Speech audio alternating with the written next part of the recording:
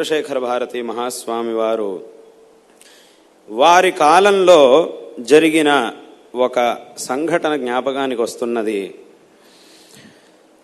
ఒకసారి వారు తమ విజయయాత్రల్లో కాలటీ క్షేత్రానికి వెళ్ళారు. కాలటీ క్షేత్రం శ్రీమద్ ఆదిశంకర భగవత్పాదాచార్యుల వారి జన్మతో పవిత్రమైనటువంటి పునీతమైన క్షేత్రం. అక్కడ ఒక శాస్త్ర పాఠశాల మఠం ద్వారా నిర్వహింపబడుతూ ఉన్నది.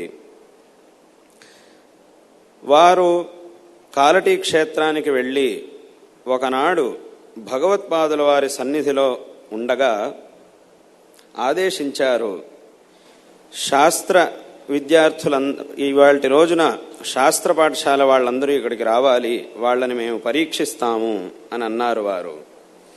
అప్పుడు ముందు ఆ శాస్త్ర పాఠం చెప్పే అధ్యాపకుడు వచ్చాడట. ముందు వారి దగ్గరకు వచ్చి, మా శిష్యులందరినీ తీసుకొచ్చాను, వాళ్ళందరినీ బయట నించోబెట్టాను, తమరు ఆజ్ఞాపిస్తే ఈ సన్నిధికి తీసుకొస్తాను అని అన్నాడుట.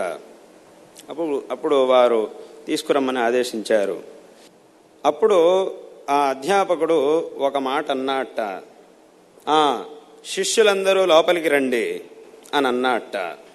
దానికి వెంటనే చంద్రశేఖర భారతి మహాస్వామి వారు అన్నారు, ఏం శాస్త్రి గారు, ఏ శిష్యుల్ని బయటికి రమ్మంటున్నారు?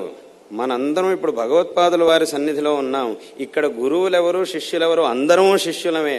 శిష్యులందరూ లోపలికి రండి అంటే మీరు గురువులు అని అర్థమా? ఏమిటి దాని అర్థం?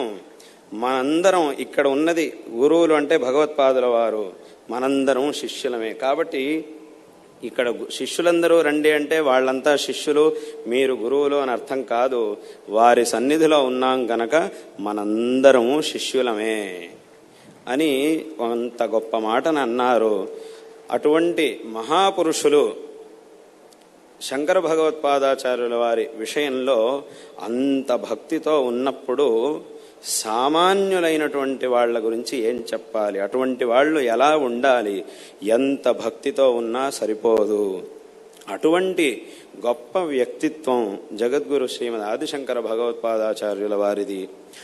ఈ సంఘటన ద్వారా మనం తెలుసుకోవాల్సినటువంటి విషయం ఏమిటంటే, భగవత్పాదుల వారి వ్యక్తిత్వం అది సుమేరు సదృశమైనటువంటిది, అప్రకంప్యమైనటువంటిది. దాని ముందు మనందరం అత్యంత అల్పులం అనే విషయాన్ని ఈ సంఘటన ద్వారా మనం తెలుసుకోవాలి. మహాపురుషుల జీవితమే ఒక పెద్ద ఉపదేశం. వారు ప్రత్యేకంగా